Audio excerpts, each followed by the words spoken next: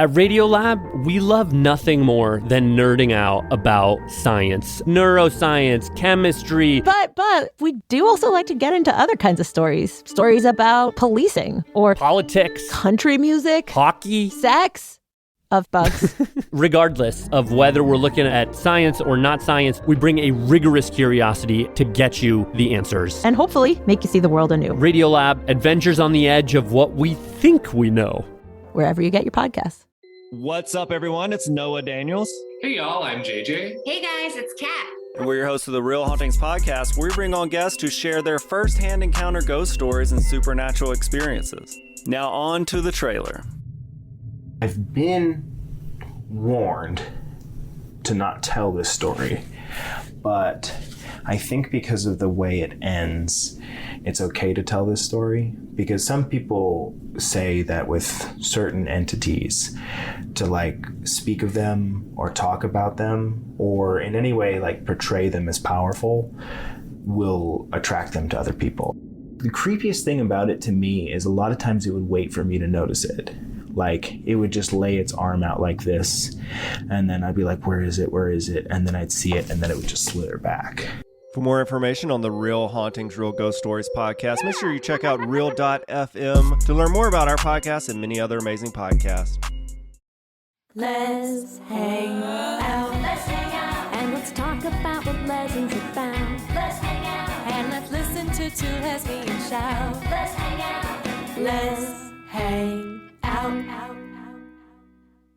Hey everyone, welcome back to Let's Hang Out. I'm Ellie Brigida.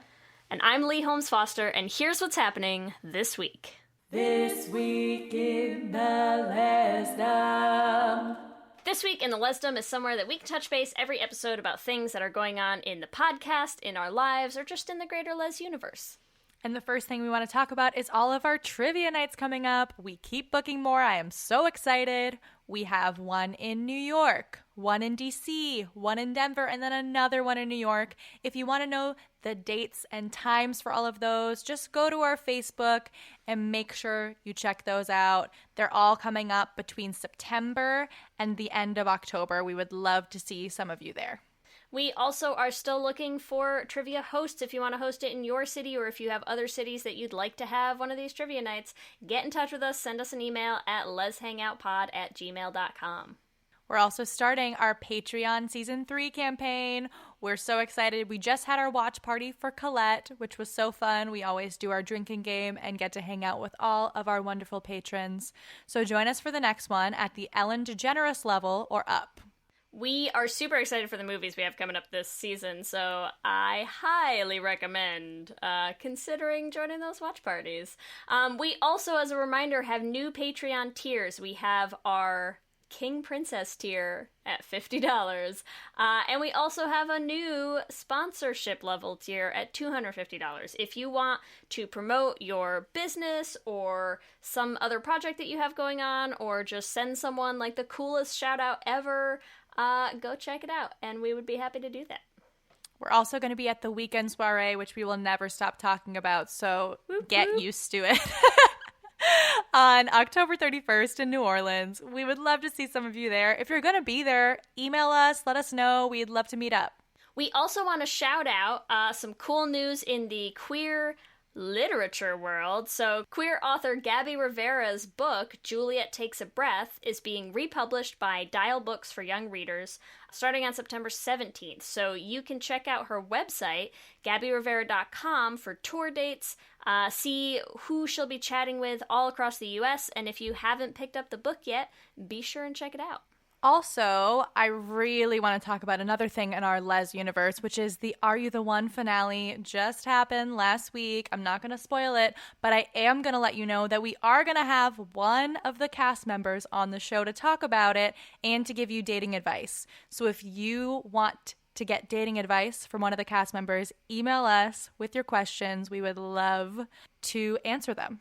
I'm also going to shout out another podcast called The Buzzed Brief, which is a podcast by Cassandra White and Kayla Jardine, who are two of my best friends from college. They're also hilarious. Cassandra's a comedian in New York, and Kayla is a journalist. And they talk about the news every week in a way that's very easily digestible. I know there is so much going on in this world, so sometimes it's nice to just have somebody sit down and tell you what you need to know for the week. And with that, that's what's happening this week. Back to you, Ellie and Lee. Thanks, Ellie and Lee, and welcome to our 31st installment of Shoulda Been Gay. And in this week's episode, let's get down to business to defeat the Huns. Oh, I cannot not sing that song. No, you can't. And if you didn't know, we are covering Mulan today. Did anyone not get that? Was that not clear? I thought we were very clear. Yeah, if you've seen Mulan, you know.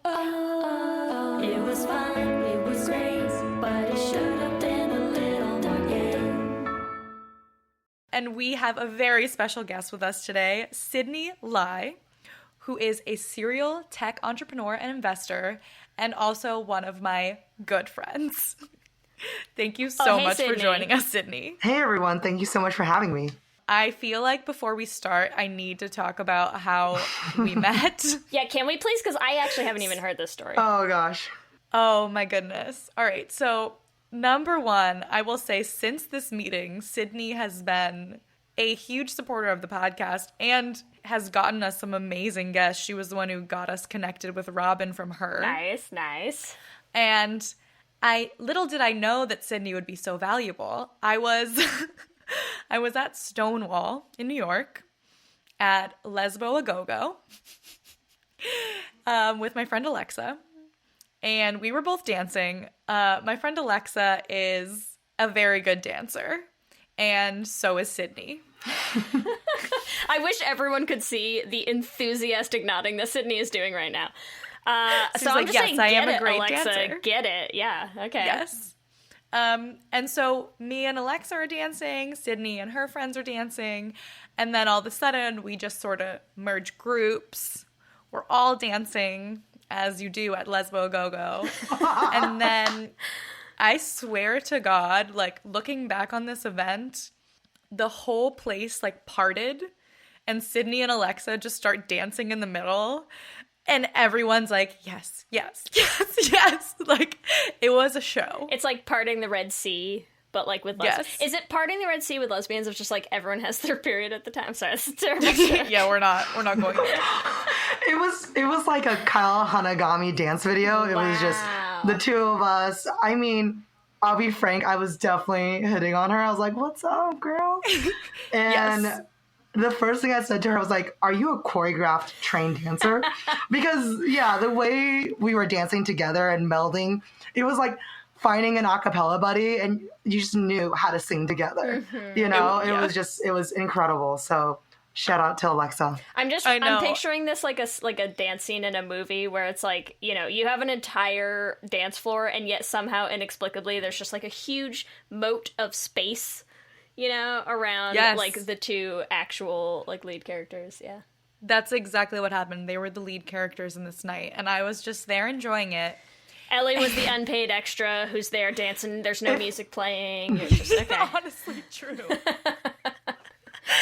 So at the end of the night, we all walk outside, and Alexa's just notoriously flighty. And so I was like, Sydney, you seem cool. Let me get your number. I swear to God, I was not even hitting on her. I just was like, I know if I get your number, that we might see you again. Like, I love this. so I got Sydney's number after she danced with Alexa all night, and then we just became friends. It was love beautiful. Yeah. I love it. Yeah. What a beautiful And we did story. see each other. We've seen each other many times since then. I've seen you more than I've seen Alexa. Yes. So it was a very fateful night, and I'm so happy that it happened. And now we're here with Sydney to talk about Mulan. And as we are going to dive into Mulan, so what we like to do, Sydney, for anyone who, you know, maybe isn't familiar with the movie that we're talking about, we like to start with the IMDb synopsis, which are always great, and then we provide our own gay synopsis. So I'm going to start with reading our IMDb synopsis for Mulan, which is as follows.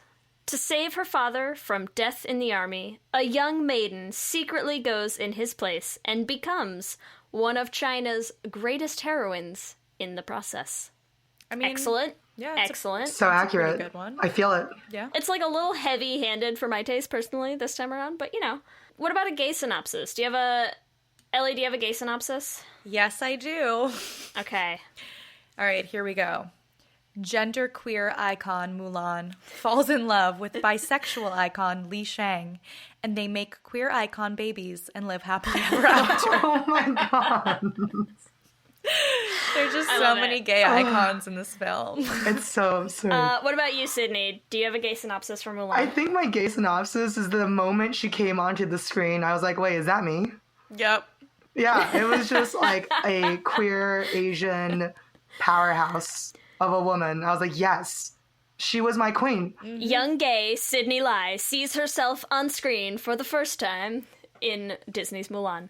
I love it. My gay synopsis is, I recast who the main character is in my gay synopsis.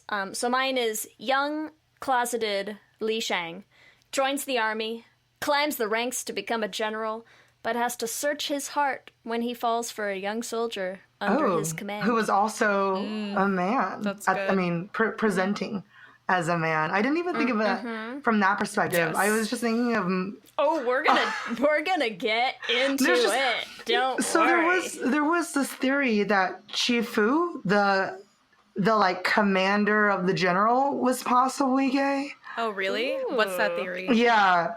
So the theory is because I guess he's a little bit more flamboyant when presented. And this could also just be animation at the time. But also there's a scene when everyone is singing about, having a woman that they're fighting for. And Shifu is slyly looking, side-eyed and saying, oh, yes, I also have a woman waiting at home for me. And he looks a little smug. And then Yao, the short, stout little guy was like, yeah, his mom. But just as an example. That's cute. But you have to admit, I can't even imagine other queer characters. It was just Mulan to me was just so clearly badass and gay. And I mean, just even the song. Yeah. Well, can we start there? Because let's start with, we like to hear a little bit of your experience with the thing we're talking about. So start at the beginning and tell us a little story about your experience with Mulan, because I think it sounds like that's going to be what was a formative experience. So in 1998 is when Mulan came out. And in 1998, I can't math, so I was a kid at that time. And I remember... She's in tech, but she can't I math. was some number of years Yeah, I old was at that some time as age. well. I was like in elementary school I was in elementary school. And I just remember even seeing just the intro, and there's just this Chinese calligraphy on TV, and there's that music. And I was like, oh my God, I've never, ever even seen Chinese calligraphy on screen. And I came out fairly young. I realized I was gay in 4th grade, and then I came out to my Catholic school when I was in 8th grade. Oh, wow. Yes. Oh, man. Oh, wow.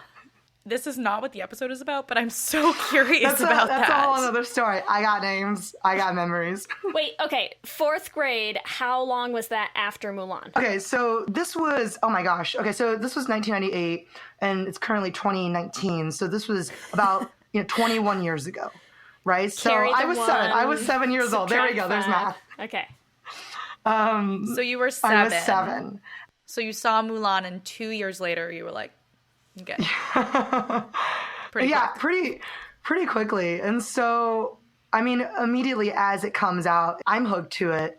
And what I realized was in the beginning, you just have this girl, she's kind of carefree. And even the way, media has portrayed what and how I should understand my own identity, I felt that the character of Mulan really broke that expectation. And she was just kind of a tomboy. She was really, really cool. And off the bat, that just spoke to me. I mean, I could dive even deeper, but you look at the songs like Reflection, right? If you look at that song, I have never felt such gay feels. I mean, I watched this movie last night. I watched this 20 years later, and I was like, oh my God, this is so gay. And I knew that it was gay when I was a kid, but I didn't have the formative words to fully comprehend all the undertones and the metaphor. Yes. Like, she goes to war with her straight identity. Yes. Oh, that's I love good. It. Oh I love God, that. I love it. Honestly, when you said the word reflection, like you literally just said reflection and I got goosebumps. I feel like anyone around our age, like that song, just that song, right? Like it's like such a, like, it's like a sensory experience. Yes. Just thinking of that song for everyone. I'm going to argue throughout this that Mulan is gender nonconforming. Oh, yes. Maybe even gender fluid, potentially trans. Yes, but at least 100%. non-binary. Like in some sort of way, I think her gender identity doesn't fit her. And so I feel like Reflection, in my interpretation, is a trans anthem. Wow. Yes. Can we just dig into, like, even we could spend an hour just on the line, who is that girl I see staring straight back at me? Like, we could spend an hour dissecting.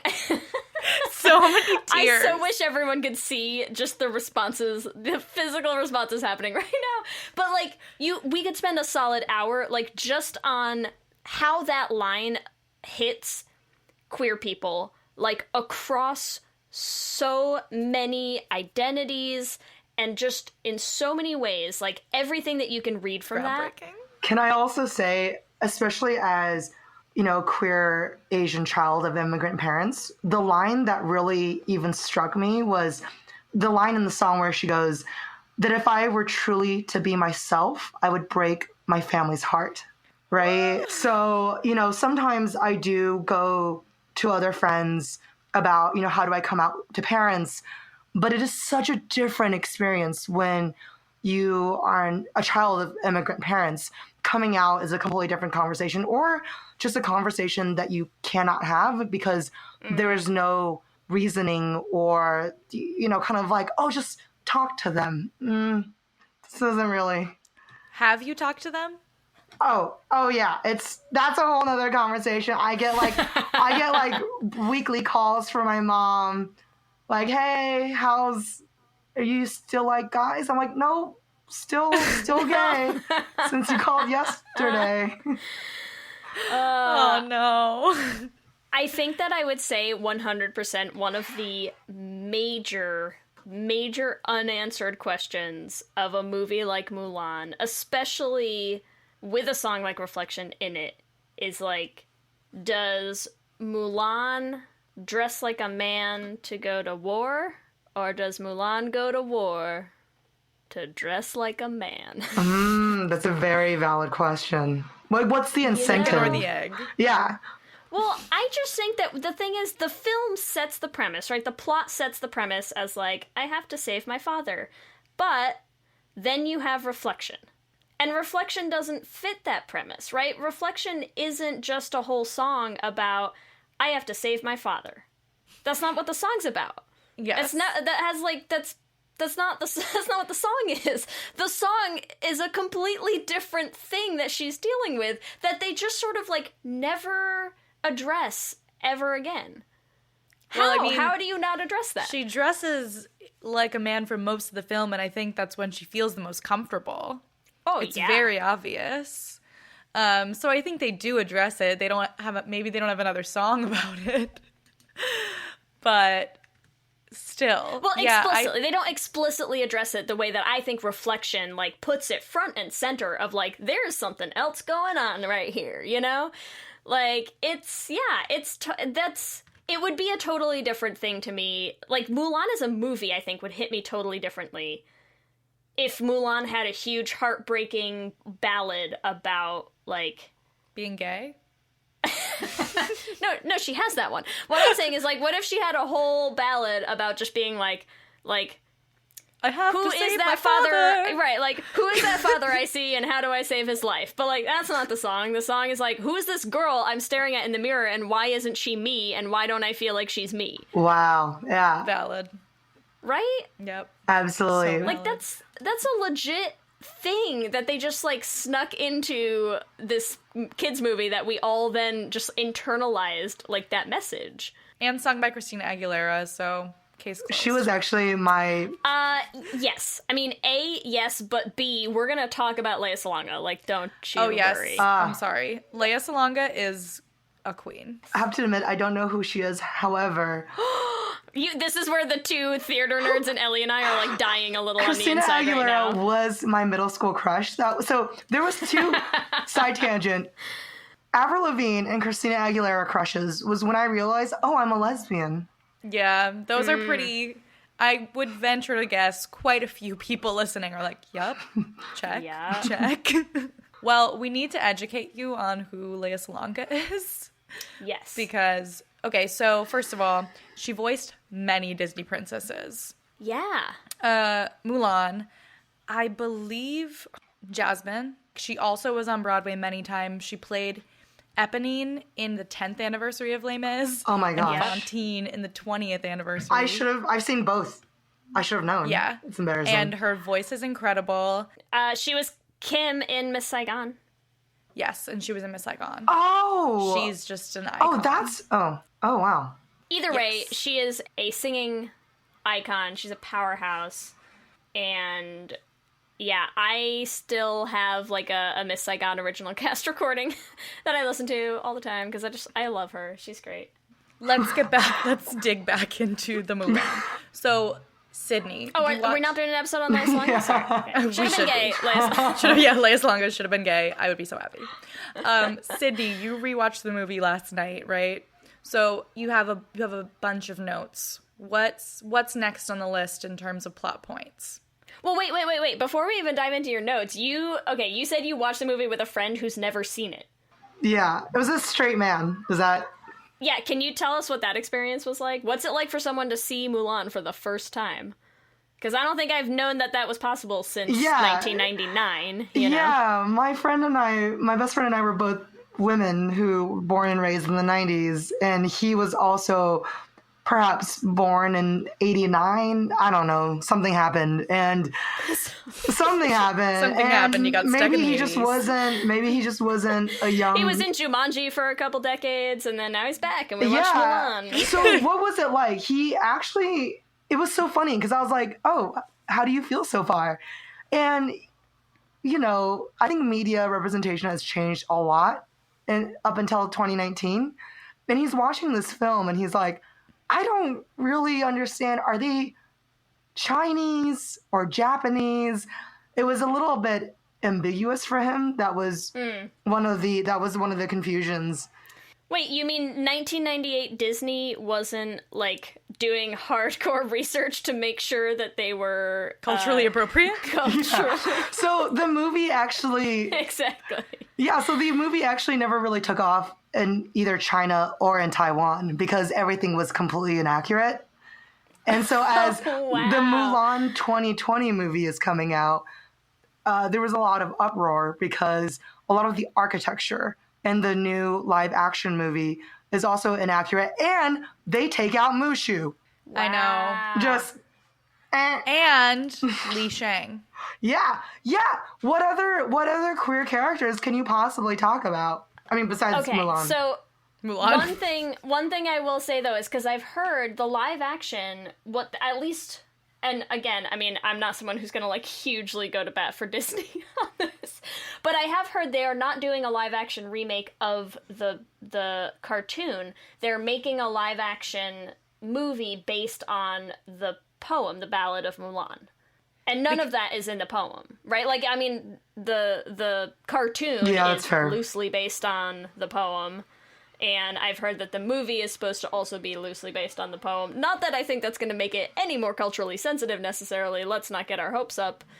I do think it at least is the reason that a lot of the cartoon things aren't being carried over, because they weren't in. Mushu's not in the poem, you guys. Oh. So the question, my question is the matchmaker going to be in the new movie? Because the matchmaker, especially... It looks like it from the trailer, right? Oh, yeah. Oh, that's right. Yeah. Because I think, especially watching this in my late 20s, the matchmaker really stood out to me. I didn't really notice the matchmaker when I was a kid.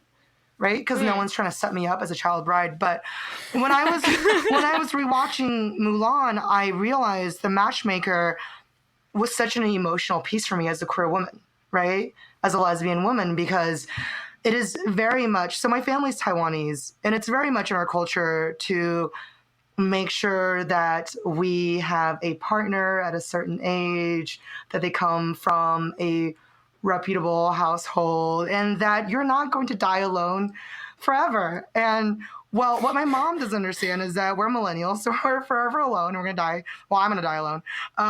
But as I'm looking at Matchmaker, as a character, I'm realizing that Mulan is experiencing her identity by herself, but now she also has these outside forces of, hey, you need to find a man. Hey, you need to fill these roles as a woman. Hey, you need to fill these roles as a straight woman in a specific household, etc. And, she's absolutely not ecstatic. And I would also say she's not outraged. However, you can see she's very like, I guess. And as a gay child, I'm like, a boyfriend? Maybe. Marriage. Well, and okay. it is funny that, right, that like they don't give you you don't see a backstory of like Mulan growing up. Like Mulan is not, oh, here she is as a little girl, like playing swords, and here she is as this. Like, you don't get any backstory of like, this has been a long running thing that it's just like, that's who Mulan is. Like, you get, we're gonna set you up with a man, and then she's like, who am I? Like, yep, queer awakening. She's like, wait, the men? moment. Oh, absolutely. I have to say, faking straight is like the most gay thing you can do as an Asian kid. It's perfect. Well, so the whole scene after the matchmaker is just her faking straight. It's faking it, China edition. Yeah. What I think is interesting about that too is, so, I mean, of course, you know me and my research, Ellie. I went and looked up the Ballad of Mulan. Of course. The poem So nerdy. that all of these things are based on. And what I'm going to say is, look, do I think you can make a case for, like, there's no Mushu, there's no, Li Shang, okay, sure, fine. Here are the things that I would say are quintessentially part of the Ballad of Mulan. Mulan is freaking gay. I think that is a quintessential part of the poem, because I'm just going to read for us. I mean, granted, it's a translation. Let's be fair about that. This is a translation I am getting from Wikisource, so thank you, Internet. I'm just going to read the first couple stanzas of the Ballad of Mulan, okay? The sound of one sigh after another as Mulan weaves at the doorway. No sound of the loom and shuttle, only that of the girl lamenting. Ask her of whom she thinks. Ask her for whom she longs. There is no one I think of. There is no one I long for. So I'm just gonna say, the whole intro to Mulan as a person is, here is a girl who is very, very despondent and sad, and the only thing that they want you to know is she thinking and longing for anyone? Because, I mean, definitely not if you ask her. Let's go back to the text, and I think the only thing we can say is, canon gay, Mulan. Canon gay. Yeah. I think what's also really interesting about Mulan, and especially from my perspective, what's really refreshing, is that you have a should-have-been gay character really internalizing and going through her journey of her own identity, and there's no really other characters necessary to really comment on how she identifies and how she goes through her own journey as a tomboy, as a masculine female, in a way, right?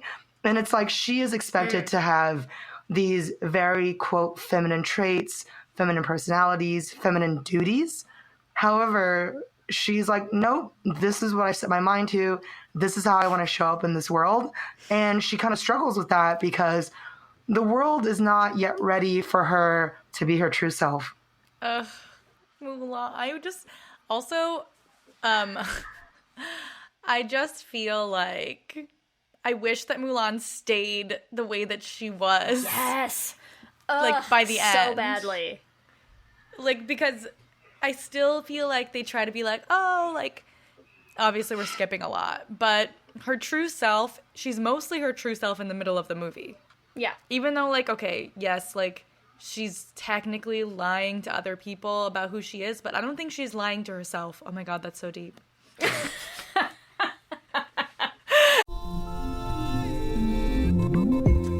You come to the New Yorker Radio Hour for conversations that go deeper with people you really want to hear from, whether it's Bruce Springsteen or Questlove or Olivia Rodrigo, Liz Cheney, or the godfather of artificial intelligence, Jeffrey Hinton, or some of my extraordinarily well-informed colleagues at the New Yorker. So join us every week on the New Yorker Radio Hour, wherever you listen to podcasts. Hey, do you like true crime? Me too. And I know what you're thinking. There's so many true crime pods out there, you've already heard all the stories. Well, what if I were to tell you you're wrong? I'm Leroy Luna, the host of Excuse Me, That's Illegal, the podcast that takes a hardcore look at softcore crime. I've got a back catalog of hundreds of bizarre and hilarious stories just waiting to be heard by you. So come join me. Excuse Me, That's Illegal is available anywhere you get your favorite podcasts, with new episodes dropping on the 10th, 20th, and 30th every month, baby! With something like 5 million podcasts, finding a really good one can take a ton of time. So let me recommend one. It's called Something You Should Know. I'm the host, Mike Carruthers, and in each episode, we discuss topics that can be really helpful, like how to read people better, the psychology of crowds, or fun things like the story of Legos, or why you probably wouldn't be here if it weren't for horses. Something You Should Know is the name of it, wherever you get your podcasts. There's a lot going on right now. Mounting economic inequality, threats to democracy, environmental disaster, the sour stench of chaos in the air. I'm Brooke Gladstone, host of WNYC's On the Media. Want to understand the reasons and the meanings of the narratives that led us here, and maybe how to head them off at the pass? That's On the Media's specialty. Take a listen wherever you get your podcasts. Also, wait, sorry, because I know we're going to get there, and I know we're going to talk about her relationship with Li Shang a lot more than we have done so far, but while we're talking about, like, oh, I wish she stayed her true self, is like, dude, you know she and Li Shang are cosplaying in that army uniform when they go home at night. What if they're just each other's beards? Yes.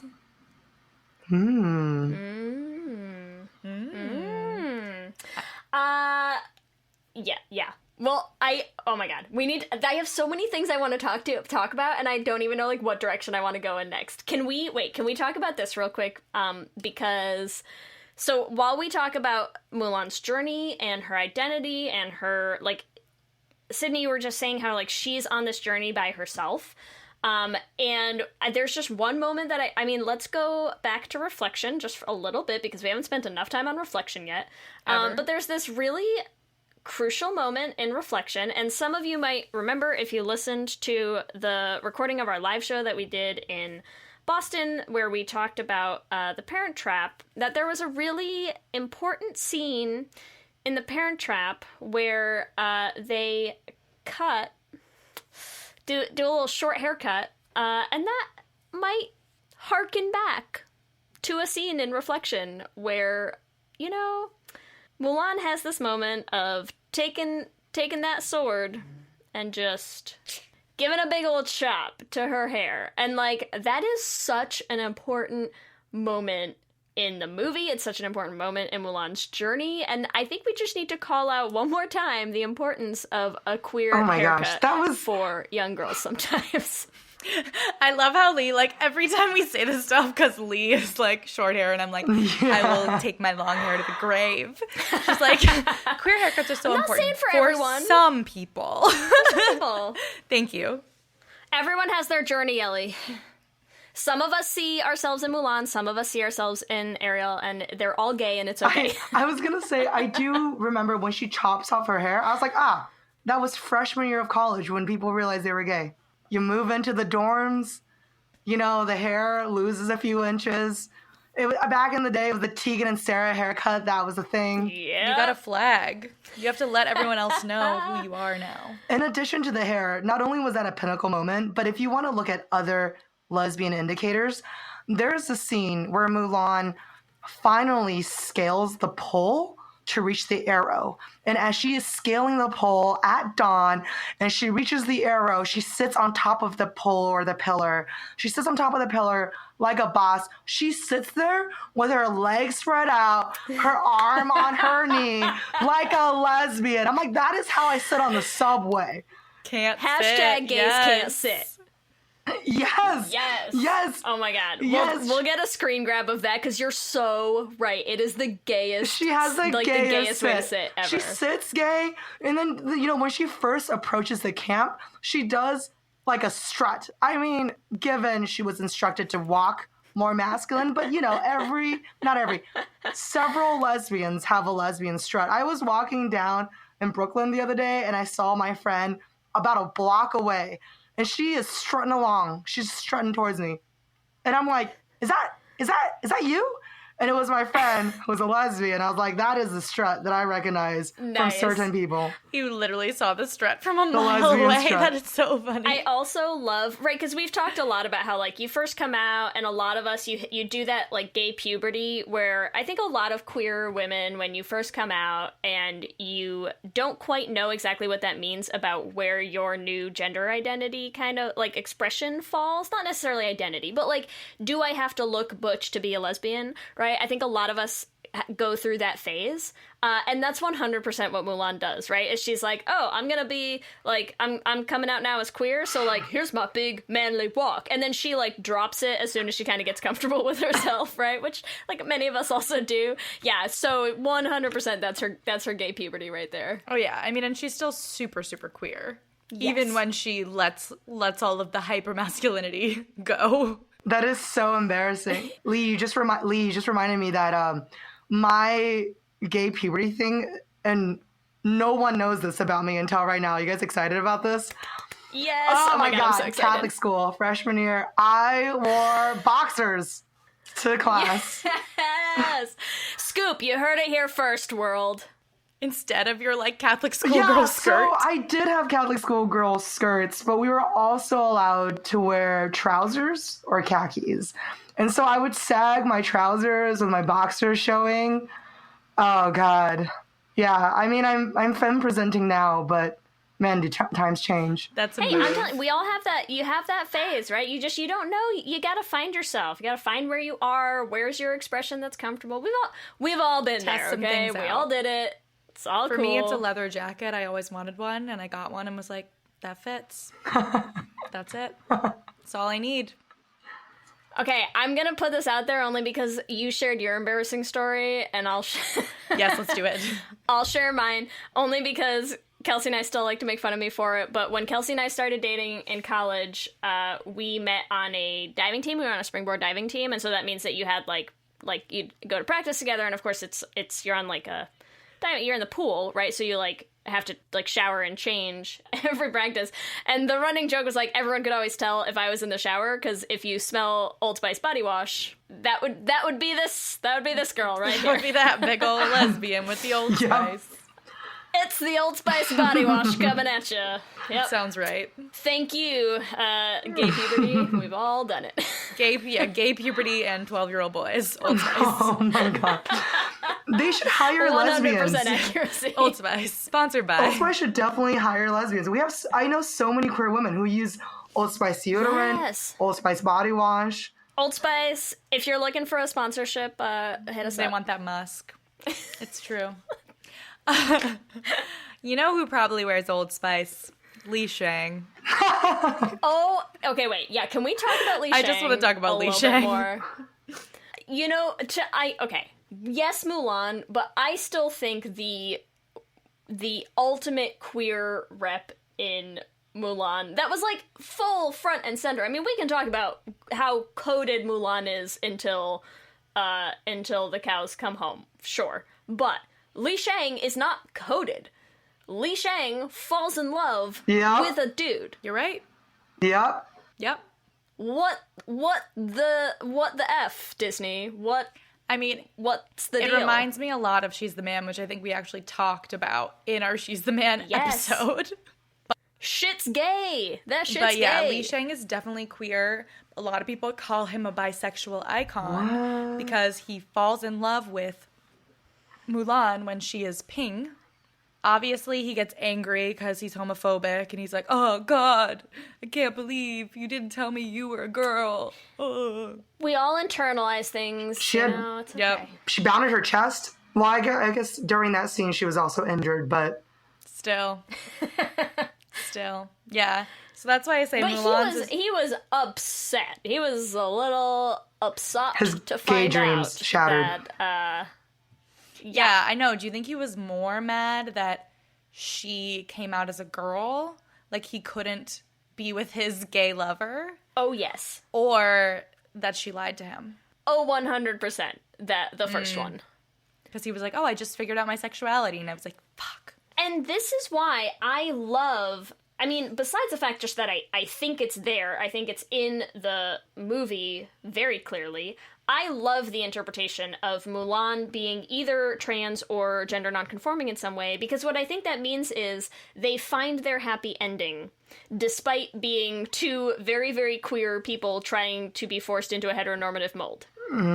Yes. Right? Because, Yes. like, it doesn't make sense otherwise. The whole story makes no sense for Li Shang falls in love with Mulan as a guy, and then suddenly is like, oh, but you're a girl, so, like, that's okay. And, like, sure, you could make the bisexual argument, and not to discount the possible bisexual rep, but I also really like the interpretation of him realizing it's not just that Mulan is a woman, and that must mean I'm in love with a woman, and what does that mean about my obvious homosexuality?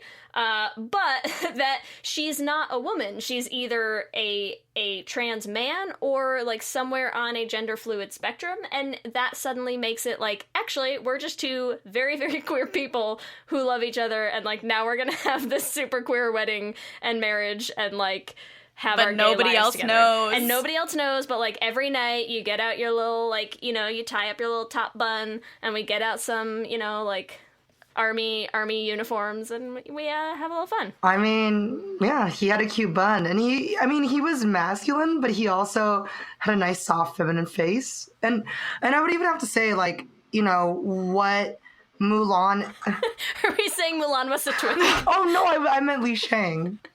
Yeah, he got Li Shang, okay. Yeah. Oh yeah, he's a very pretty man. Exactly. He was a pretty guy, and with Mulan, you know, I have to say that when I saw Mulan, I remember exactly when I was a kid. When I saw Mulan, I was like, oh my gosh, this was a woman that also had very masculine traits. Like she could be presented as both mas or femme. And I've just never imagined in a million years Disney would ever allow or portray like a badass girl like that. You know, I think now there's a lot more Disney characters, princesses, whatever that may be, trending towards I'm an independent woman, I'm really badass. But in my memory, Mulan was the first one. Because otherwise you had, you know, Disney princesses from the 40s, the 50s, the 60s, right? And then, yeah. Definitely not strong, independent women. No. Yeah, I'm pretty sure Mulan was the first one who really was like, yeah. I can't think of someone before her. Hercules came right before. Hercules is the only one that I'm like, Megara. There was like Bug's Life. There was Hunchback of Notre Dame. So it was Hunchback of Notre Dame and then Hercules.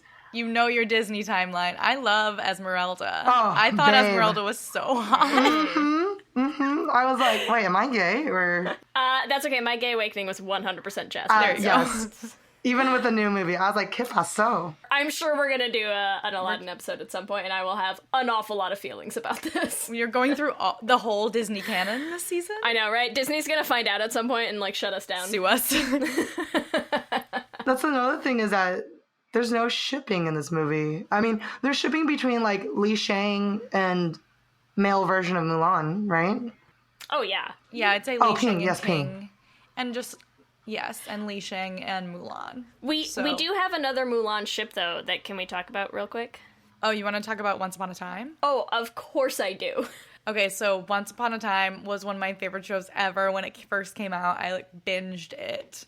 And it's basically all these fairy tale characters who get brought into real life in this one town. And then it goes back and forth between the fairy tale land and the real life town. So Mulan is in, I don't know, one of the seasons and blatantly is bisexual. Oh my gosh. And falls in love with Sleeping Beauty, Aurora. That is beautiful. Isn't that I gotta look that up. Yeah. For quote research. You have to watch If it. you It just was look pretty- up it was like pretty big. Mulan Film Slash, Yeah. they'll be shipping. Yeah. Have you guys seen the Wreck-It Ralph 2? Where there is all the Disney princesses and, Mulan comes. So this movie came out last year and Mulan is like this edgy teenager who's like kind of cool and she's kind of lesbian and she kind of sits in the corner on her little beanbag with all the other Disney princesses. And she just looks cool. Like she shops at Hot Topic. Yeah, she literally, she has cuff jeans, high tops, and a varsity jacket. I wrote this down in my notes as well because that was so gay. Yes. So gay. Amazing. Yeah. Oh my So god. good. I think what we're figuring out is every version of Mulan anywhere is always gay. I'm super excited for the new live action to find out if she's as gay in this one as well. I know. We'll see. I'm nervous. I have one last thing that I need to bring up because Ellie, I'm saving one for you. Of course. That I'm gonna take us down the lesbian rabbit hole right now. So we talked about Lea Salonga, who is the singing voice of the original Disney Mulan. We haven't talked about her speaking, her character actor voice, played by Ming-Na Wen. You may or may not know. She is a bad ass. She's in Agents of S.H.I.E.L.D. She is a badass. She could probably, just kill me a million ways from Sunday without even trying. She's super, super amazing.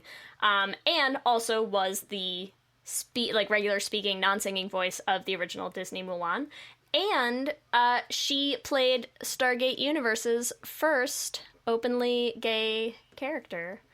So I just want to say, not only is every version of Mulan gay, but the woman who voiced her has also played gay in more stuff, because you just can't get away from the gay here. There's gay everywhere you look. You can't. Do you think the Disney creators knew? I feel like this is my next mission in life, is to interview all the creators of Mulan. Do you think they do knew? it? Honestly, I think if anyone could do it, it would be you. Thank you. I feel like they always act like they didn't know, but we talked about this in our Incredibles 2 episode. I do feel like somewhere there was a writer in those writers' rooms who also was in the closet or is secretly gay and just is feeding all these straight people all these things oh yeah, totally normal stuff for straight girls to do, and then they're just haha, we made Mulan gay, and they don't even know. Right. But all of us who's in the in-group, we're hold up. There's some coded language and some coded action. Because what I also love is that even up until the very last scene where she defeats the, evil character, the Mongolian character, right? She defeats himself single-handedly without Li Shang. And at the very end, they're oh, we should probably put these two characters together and marry them and then have a direct-to-DVD movie Mulan 2, right? So up until the movie, what's that test, right? All the movies and how many girls fight. The Bechdel test? Bechdel test, right? I don't know if that passes the Bechdel test, but she basically didn't need any guy up until the very, very, very end, and it was kind of an afterthought. Yes. Oh yeah, it was all right, guess we gotta throw that love interest back in. Here he is. Do you want to come to dinner? Yeah. 100%. Would you like to stay forever? Yeah. Do you want to stay forever? My favorite line. She moves fast, like a lesbian. U-Haul. Oh, they do U-Haul. Yep, Good those for queers. them. So is that our only legitimate ship that we're gonna go for? Should we? I feel like maybe should we try? Should we push ourselves? Some of the who were you saying was one of the other gay characters? Mushu and the cricket? Nah. Mushu I just and the gotta cut him. cricket. I just... Oh my god, wait, sorry, I had one other thing that I wanted to call out before, just while we talk about the cultural insensitivity of Disney. So Mushu, the cricket, Li Shang, none of these characters are in the Ballad of Mulan, the original poem. You wanna know who is in the Ballad of Mulan that also shows up in the movie? Is Little Brother. Little Brother, so in the poem, Mulan has an older sister and a little brother, and so they mention Little Brother. And you want to know who Little Brother is in the movie? Oh. It's her dog. Oh my god. So way to go, Disney. Very culturally sensitive. Sorry, just had to throw that out there while we're talking about the bit characters. As I'm also looking at the movie, especially as I just recently rewatched it, I was like, that dog doesn't look geographically accurate. That looks like a Western dog. Like the way they drew the dog. Nothing's accurate. No. So there, sorry, just wanted to call out that little shining moment of, excellent. No, the worst part is when she enters the camp. And I mean, I get it. I think Disney was trying to portray, like, look, here's a bunch of dudes. Dudes are very, lazy on their hygiene. But you have this guy picking at his toes with chopsticks. And even as a kid, I'm like, yeah. What? Yeah, but, I don't know if it was for comedic relief, but that was odd. It's odd to look at in the context of 2019. Different times, y'all. Very different. All right. Yeah, let's figure it So out. ship Li Shang names, and huh? Fa Mulan. I was just going to say Shulan. Ooh. Oh, I was gonna go with I was gonna make a song out of it in reference to another Disney movie and go with Shalalan. Ooh. I was thinking Lilan. Lilan. Ooh, Lilan. I do like that. I feel like probably my dream for this, and I bet somewhere out there there's a listener who could do this for me.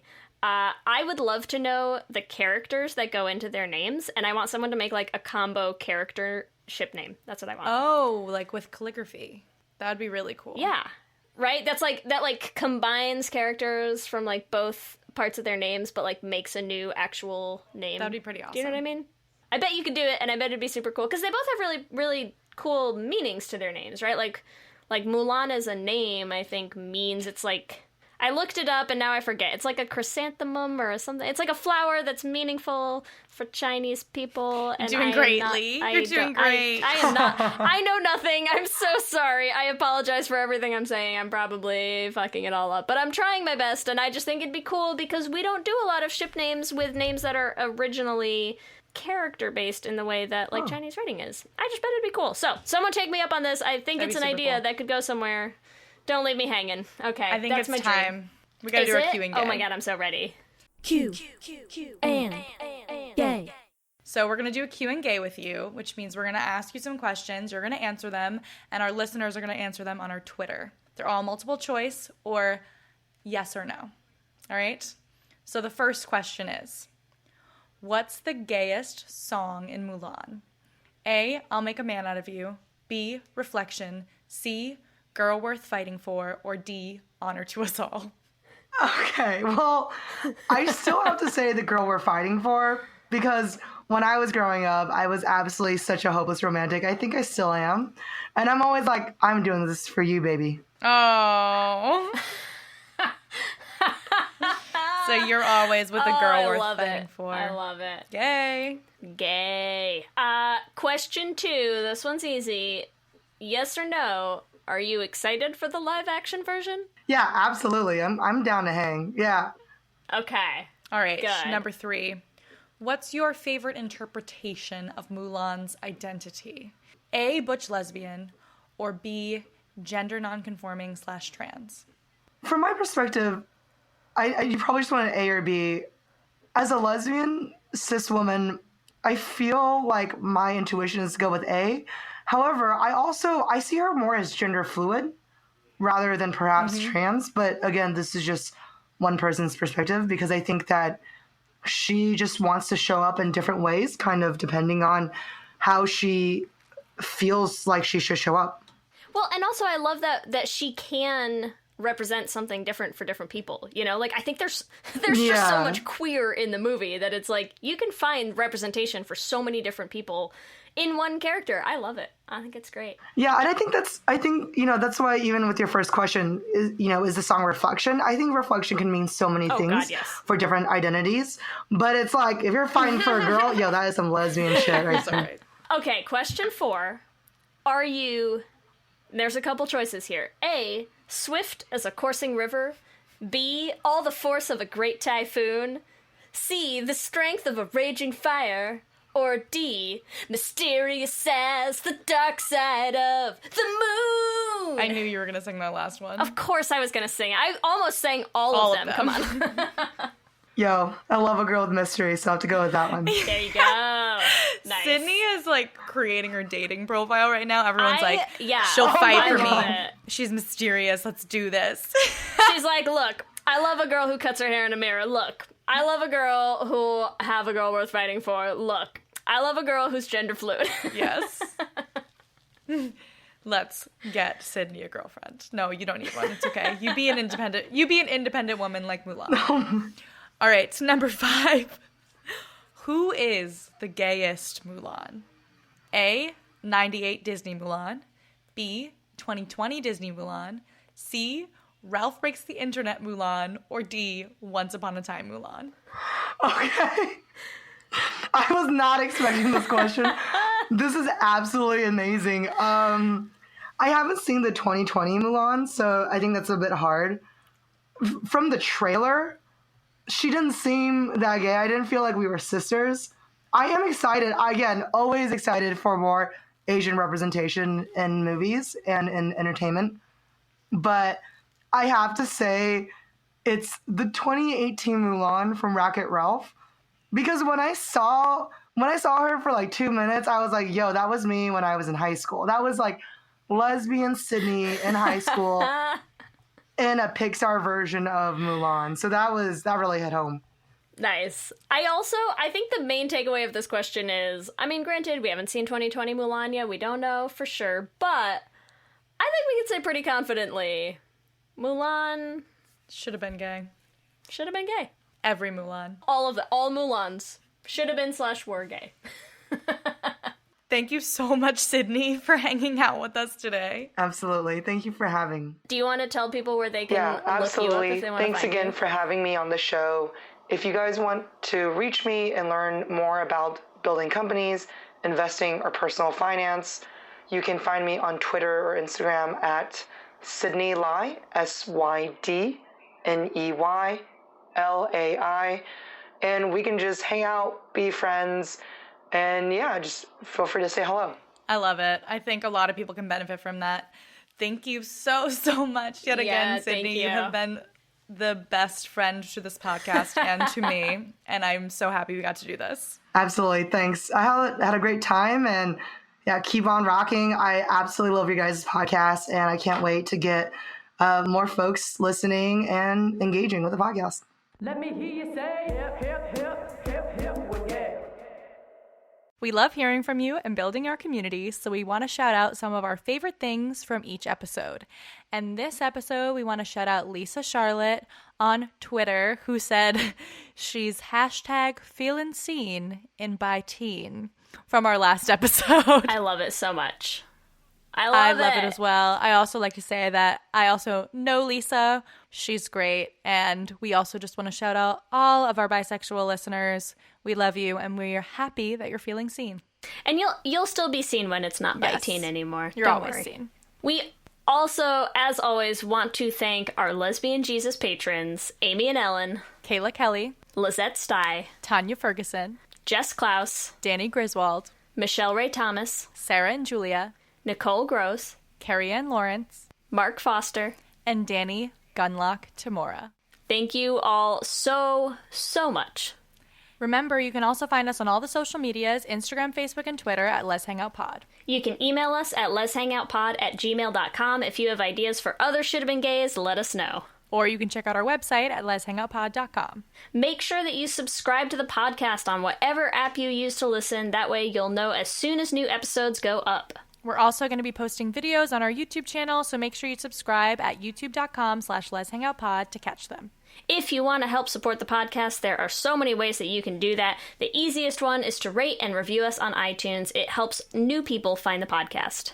And you can also join us on Patreon at bit.ly/lespatreon. We're looking for 100 patrons by October 1st. And if you join before October 1st, you also have the opportunity to come on for a Q&A, which is super fun. We love having you on the show.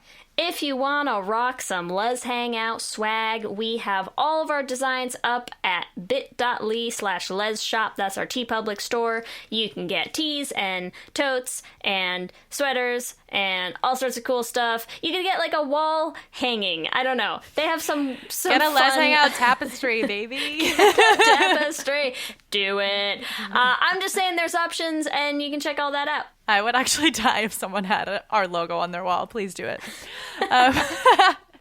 If you want to find us individually, you can find me at Ellie Brigida on Instagram and Twitter. And you can find me on Instagram and Twitter at LSH Foster. And with that, I'm Ellie. And I'm Lee. And let's hang out again soon. Let's hang out.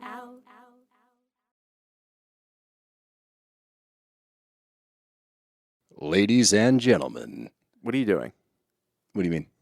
I'm making Just keep it simple. I'm making the promo. Just keep it simple. Just say, hey, we're the Brav Bros. Two guys that talk about Bravo. Ladies and gentlemen, boys and girls, we're the Brav Bros. No. Oh. Dude, stop with the voice. Just keep it simple. I've seen promos on TV, dude. This is how you get the fans engaged. This is how you get listeners. We're trying to get listeners here. If we just say, oh, we're two dudes that talk about Bravo, people are going to get tired of it already. We need some oomph. All right, then fine. Let's try to do it with your voice.